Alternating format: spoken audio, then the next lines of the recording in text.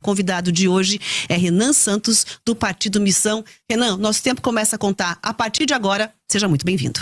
Muito obrigado, uma grande oportunidade de estar aqui com vocês, uma honra também, e estou aberto aqui a qualquer tipo de pergunta. Vamos começar falando, obviamente, sobre as suas pretensões enquanto presidente da República, né? Por exemplo, qual seria a primeira medida que você tomaria caso estivesse aí à frente da presidência? Vamos lá, no dia 5 de janeiro de 2027, dia que agora o presidente toma posse no Brasil, graças a Deus, porque antes era de 1º de janeiro, não via nenhuma autoridade internacional porque estava tudo no Réveillon.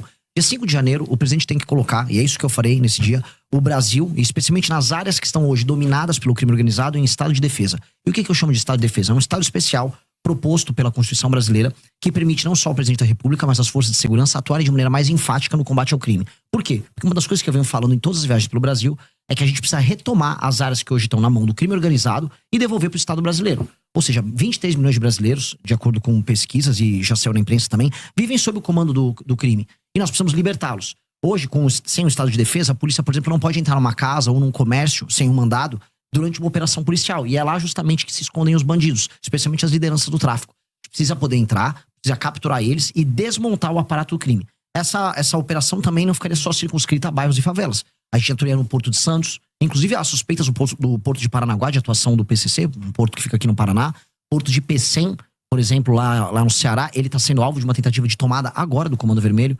Então, colocar áreas especiais dentro de um estado de defesa é a primeira ação para a gente retomar o território brasileiro.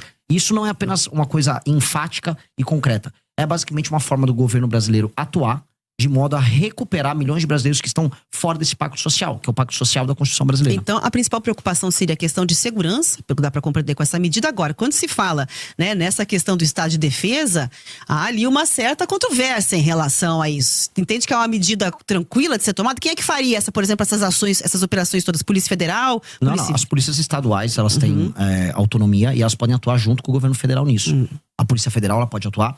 Forças Armadas podem atuar apenas de maneira auxiliar. Elas não têm nem experiência de combate. E esse efeito seria muito claro. A gente tem um papel hoje no Brasil que não é apenas fático, mas ele é simbólico. A gente está aceitando o Estado brasileiro que milhões de brasileiros vivam à margem da sociedade. Que eles vivam basicamente num Estado paralelo com regras paralelas. Então, há de ser enfático nesse tema. Até porque mais radical e mais absurdo é a gente aceitar que o crime organizado exista. Né? A coisa mais maluca que a gente coloca na nossa cabeça é a normalização de um Estado paralelo. E hoje ele é normalizado. Hoje você anda, por exemplo, pelo Ceará, como eu andei, tem cidades inteiras e bairros inteiros. Santa Quitéria é uma cidade tomada pelo Comando Vermelho, bairros inteiros de Fortaleza. Lá tá ali, você vê, o cara picha no muro. Essa área você pode entrar, essa área você não pode entrar. Essa área você pode fazer comércio, essa área não pode.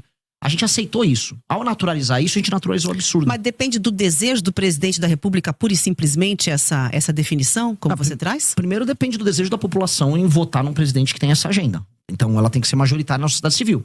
Então, ao invés de eu ficar jogando platitudes, vir aqui e falar, não, eu quero lutar pelo povo.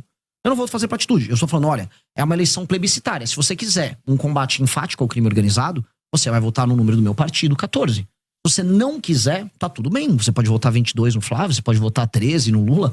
Vota em quem quiser. Para mim é uma questão plebiscitária. Por isso que eu tenho que ser muito honesto. Eu vou propor primeiro, como proposta, já para a sociedade civil. E todo mundo vai saber que essa é a primeira coisa que eu farei. Segunda coisa, isso vai para o Congresso. O Congresso, que também foi nas eleições, eu venci nessas eleições pautado por esse tema, aí deliberar e convencer e aí colocar em funcionamento. É um status permitido pela nossa Constituição. E eu acho que é um status que garante, inclusive, a cidadania de milhões de brasileiros. Portanto, é obrigação do Estado brasileiro fazer isso.